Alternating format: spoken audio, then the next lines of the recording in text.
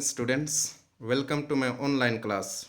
Today we will be reading from class 12th Flamingo poetry section, poem number 6, Aunt Jennifer's Tigers.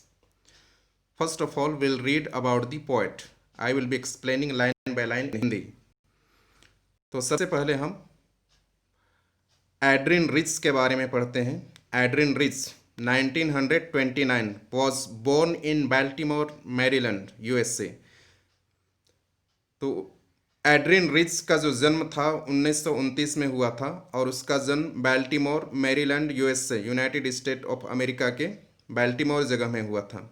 She is widely known for her involvement in contemporary women's movement as a poet and theorist.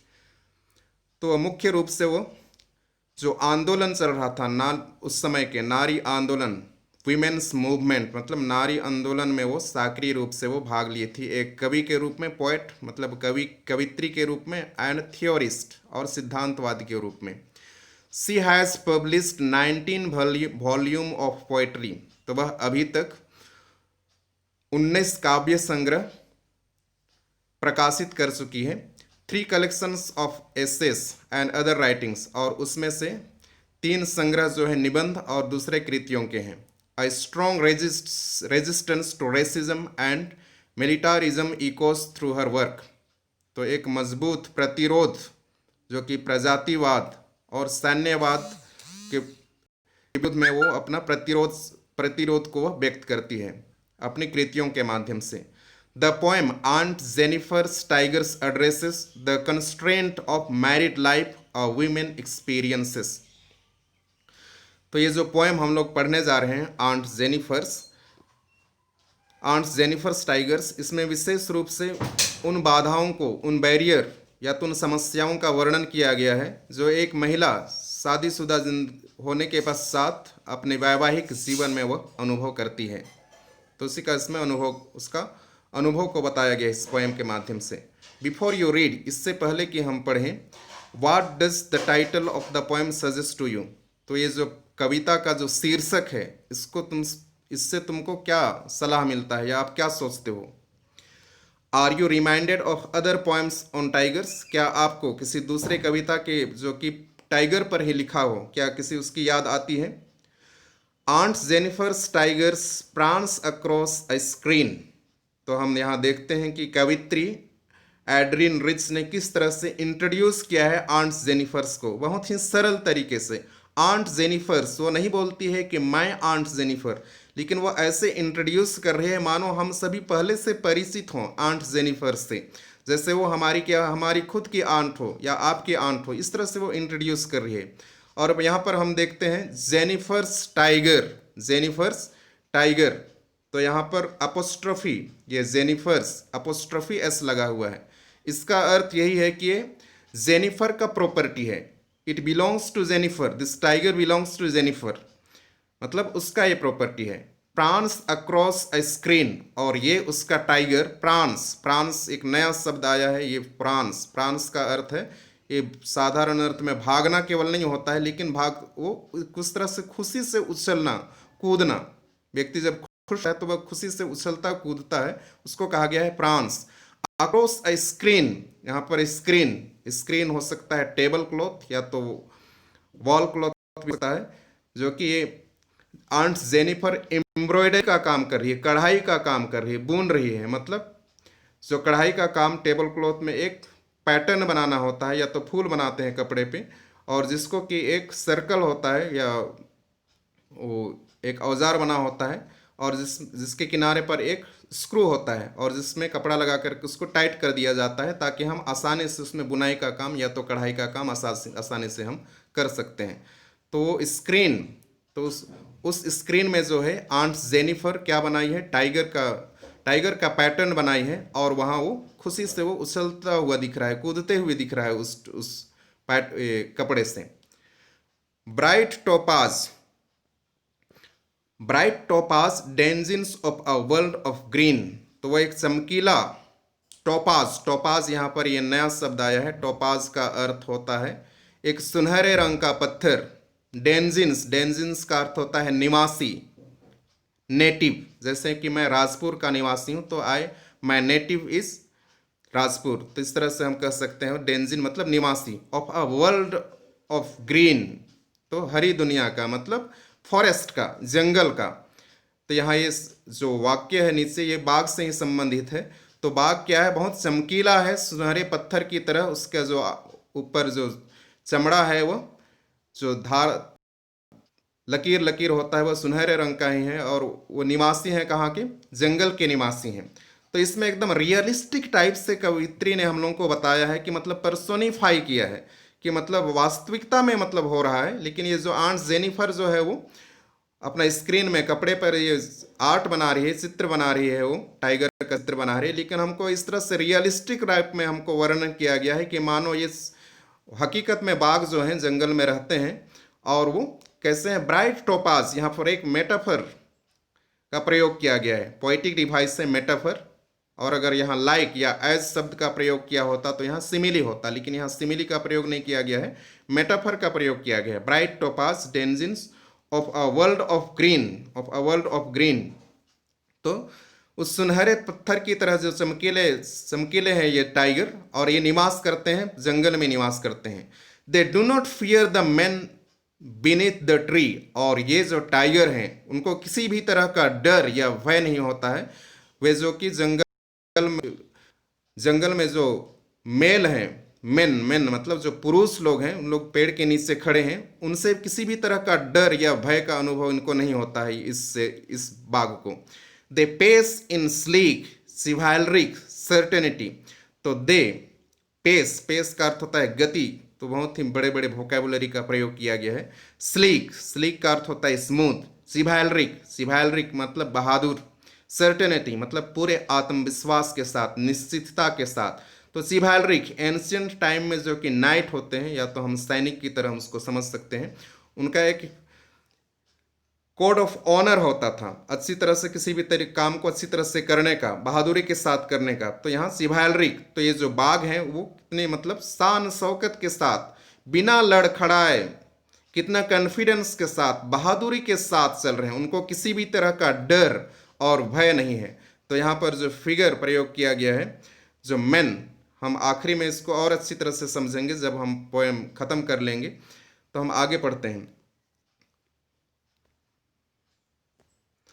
Aunt Jennifer's fingers fluttering through her wool, तो aunt Jennifer का जो उंगली है, fluttering, fluttering का अर्थ होता है कांपना, ये नया शब्द है फ्लटरिंग, ए फ्लटरिंग, फ्लटरिंग का अर्थ होता है कांपना। थ्रू हर वूल, जो पैटर्न बना रही है, जो आर्ट बना रही है, बाघ का आर्ट बना रही है, और उसका हाथ इतना कांप रहा है, वो संभाल नहीं पा रही है अपने हाथ को, अपने हाथ को। Find even the ivory needle hard to pull, और उसको तो यहाँ तक कि जो आइवोरी, आइवोरी का अर्थ होता है हाथी का दांत, और हाथी के दांत से जो निडल बना हुआ है, हाथी के दांत से जो सुई बना हुआ है, और उससे वो कढ़ाई का काम कर रही है, तो उसको सुई को निकाल भी नहीं पा रही, घुसा भी नहीं पा रही, मतलब उसको खींच नहीं पा रही, उसको इतना वजन, मतलब बहुत कठिनाई महसूस हो रहा है, क्योंकि उसका हाथ कांप रहा है, और इसलिए वो अपने कांपते हुए हाथ से वो सही तरीके से वो कढ़ाई भी नहीं कर पा रही है। यहाँ तक कि उसको हाथी दांत का जो निडल है वो भी उसको खींचने में बहुत कठिन महसूस हो रहा है। The massive weight of uncle's wedding band, तो क्यों उसका हाथ कांप रहा है, क्यों वो हाथी के दांत का जो निडल है उसको भी वो नहीं खींच पा रही है, क्या कारण है। तो ये कारण जो अगली लाइन में अच्छी तरह से स्पष्ट करके बताया गया है। The massive weight of uncle's wedding band, massive मतलब भयंकर, वेट, वेट का अर्थ होता है वजन, ऑफ अंकल्स वेडिंग, फिर से यहाँ अपोस्ट्रोफी एस आया है, फिर से यहाँ अपोस्ट्रोफी एस आया है। अंकल्स वेडिंग, अंकल्स मतलब अंकल का प्रॉपर्टी है, वेडिंग बैंड मतलब उसका अंगूठी। वेडिंग बैंड जो है अधिकतर फॉरेन में, विदेशों में जब शादी होता है तो उन लोग अंगूठी का एक्सचेंज करते हैं। जैसे कि भारत में हम मंगलसूत्र पहनाते हैं महिलाओं को, लेकिन उन लोग एक दूसरे को अंगूठी पहनाते हैं शादी होने के पश्चात। और एक महिला के लिए क्या होता है, एक गिफ्ट होता है, एक उपहार होता है। और ये उपहार ही नहीं, मतलब वो एक उनके जो वैवाहिक बंधन की निशानी होता है। और इस तरह से उस रिंग के द्वारा, उस अंगूठी के द्वारा जो महिला है, नारी है, वो शादी के वैवाहिक जीवन में बंध जाती है सदा के लिए।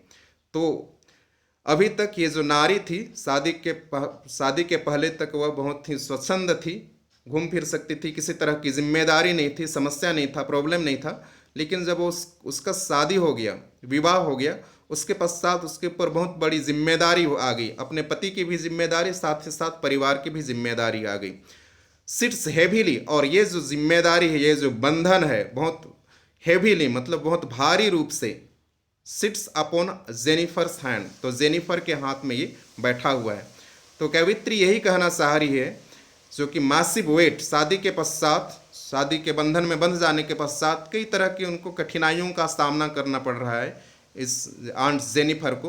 हो सकता है उसका हस्बैंड से बहुत क्रूड है, क्रूवल है, उसके साथ सही तरह से व्यवहार नहीं करते हैं, या तो उसको फिजिकल या इमोशनल रूप से उसको टॉर्चर करते हैं, प्रताड़ित करते हैं, और जिसका उसको अनुभव है। और इसीलिए ये जो शादी का जो बंधन है, या जो वेडिंग बैंड जो है, उसके लिए बहुत बोझ लग रहा है। मतलब हकीकत में वो बोझ नहीं है, लेकिन इसको सिंबॉलिकली समझाया गया है कि शादी का बंधन में बंधने के पश्चात कितना वो जो बंधन है उसके लिए एक बोझ साबित हो रहा है, क्योंकि कई तरह से उस पर टॉर्चर किया जा रहा है, या तो उसको शारीरिक रूप से या इमोशनल रूप से।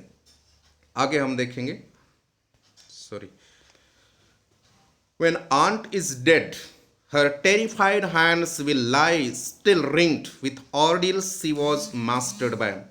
तो यहाँ यही बताया जा रहा है कि अगर आंट जेन का मृत्यु हो जाती है, तो क्या जो उन्होंने अनुभव किया था डर का, भय का, अपने पति के द्वारा जो डर भय वो अनुभव करती है, क्या वह उससे मुक्त हो पाएगी, या ये क्या उसके कब्र तक ये उसका पीछा करती रहेगी। तो व्हेन आंट इज डेड, जब उसकी मृत्यु हो जाएगी, हर टेरिफाइड हैंड्स, उसके जो डरती कांपती हुई हाथ, विल लाई, तो उसका हाथ भी वहां पड़ा रहेगा, स्टिल रिंग्ड, जिसमें कि अभी तक अंगूठी लगा हुआ रहेगा, with ordeals she was mastered by, और जो उन्होंने ऑर्डिल्स, ये नया शब्द आया है ऑर्डिल्स, ऑर्डिल्स का अर्थ होता है unpleasant experience, past unpleasant experience, जो भी भूतकाल में वो किसी भी तरह का मतलब अप्रिय घटना का उसको एहसास हुआ हो, या कुछ ऐसी वैवाहिक दुख जो कि वो नहीं भुला पा रही है, उसका वर्णन किया गया। मतलब वो अभी तक, मतलब मरने के बाद भी उसको क्या किया रहेगा, घेरे रहेगा, जिससे वो उससे बाहर उबर नहीं पाएगी। Was mastered bye, mastered bye मतलब यहाँ मास्टर, मतलब यहाँ पर तुलना किया गया है एक मास्टर और स्लेव का। तो जिस तरह से मास्टर अपने अधीन में रखता है और हर तरह से उसको टॉर्चर करता है, काम करवाता है, उसी तरह का, उस तरह का तो नहीं किया होगा अंकल आंट जेनिफर के साथ, लेकिन उस तरह का व्यवहार को यहाँ वर्णन किया गया है कि जो उनका पास्ट एक्सपीरियंस है आंट जेनिफर का, कुछ अनप्लेजेंट एक्सपीरियंस, वह उसका पीछा मृत्यु तक भी नहीं छोड़ेगा। The tigers in the panel that she made will go on prancing proud and unafraid. तो the tigers in the panel, तो जो वो टाइगर बनाई है एम्ब्रॉयडरी करके, कढ़ाई करके जो टाइगर बनाई है कपड़े पर, इन the panel that she made, जो कि वह बनाई है, विल गो ऑन, वह जाता रहेगा, prancing उछलता कूदता रहेगा, प्राउड बहुत ही गर्व के साथ, एंड अनअफ्रेड और बिना किसी डर भय के, बिना किसी डर भय के वो क्या करता रहेगा, बड़े गर्व के साथ वो चलता रहेगा। तो यहाँ पर हम देखते हैं लास्ट लाइन में हमको समझ में आएगा, मैंने कहा था। तो यहाँ स्पष्ट है कि यहाँ पर इसलिए वर्णन पर्सोनिफिकेशन किया जा रहा था कि they do not fear the main beneath the tree, मतलब आंट जेनिफर जो कि उसको हमेशा डर रहा है, भय रहा है, जो कि उसका पास्ट एक्सपीरियंस ही अनप्लेजेंट था और वह अपने हस्बैंड से इतना डरती थी, और इसीलिए वो बोल रही है कि जो कढ़ाई कर रही है, जो बुन रही है, टाइगर बुन रही है, टाइगर का पैटर्न बना रही है उस कपड़े पर, वो टाइगर जो है, जो भी जंगल के नीचे जो मेल हैं, जो पुरुष हैं, और जो प्लानिंग कर रहे हैं उस टाइगर को मारने का, उन लोगों से ये टाइगर कभी नहीं डरेगा, और वो पेस गति के साथ, स्मूथली, बिना डगमगाए, बहुत ही कॉन्फिडेंट के साथ, बहादुरी के साथ, आत्मविश्वास के साथ वो चलता रहेगा, वो कभी किसी से नहीं डरेगा। तो आंट जेनिफर के माध्यम से कवित्री यही कहना चाह रही है कि कई तरह से महिलाओं पर जो अत्याचार होता है, पति के द्वारा उस पर फिजिकली और इमोशनली उस पर टॉर्चर किया जाता है, उनको प्रताड़ित किया जाता है, तो उससे मतलब ये उबरना चाहती है, स्वतंत्र होना चाहती है, उस डर और भय से मुक्ति पाना चाहती है, क्योंकि इसमें दो कॉन्ट्रास्ट चीज़ों का वर्णन किया गया है। आंट जेनिफर जो कि बहुत ही डरी सहमी हुई है, यहाँ तक कि उसका ये टाइगर का पैटर्न बनाने में उसका हाथ उसका कांप रहा है, लेकिन वो बना रही है किसका, टाइगर का चित्र बना रही है उस कपड़े पर, टाइगर का पैटर्न बना रही है।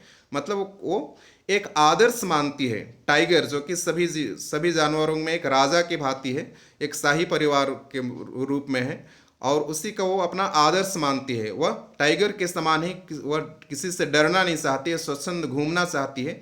वो जो बंधन है, जो वेडिंग बैंड से वो निकलना चाहती है, और स्वच्छंद रूप से वो घूमना फिरना चाहती है। तो उसी को कवित्री ने वर्णन किया गया है, जो कि फेमिनिस्ट, मतलब फेमिनिस्ट कहने का अर्थ है जो कि महिलाओं को सपोर्ट करते हैं, महिलाओं के अधिकार की बात करते हैं, और उनको भी पुरुषों के बराबर उन लोग अपना सम्मान देना चाहते हैं, उनके बराबर उनको हक देना चाहते हैं। तो उसी का वर्णन किया गया है कि महिलाएं भी पुरुषों से पीछे नहीं हैं, उन लोग भी मतलब बराबरी का हक रखते हैं पुरुषों के समान। उस पर किसी भी तरह का शारीरिक और मानसिक रूप से उनको प्रताड़ित न किया जाए, और यही वो कहना चाहती है। लेकिन वो डर, उसके मन में डर और भय है, लेकिन अपने जो एक कला है, आर्ट है, जो कि कपड़े पर टाइगर का पैटर्न बना करके वो अपने अंदर का जो भावना है उसको वो व्यक्त करना चाहती है। तो इस तरह से हमने ये पाठ समाप्त कर लिया है। तो आप सभी को जो इस क्लास से जुड़े और आपने बहुत ध्यान से इस पाठ को पढ़ा है, तो हम क्लास यहाँ अंत करते हैं।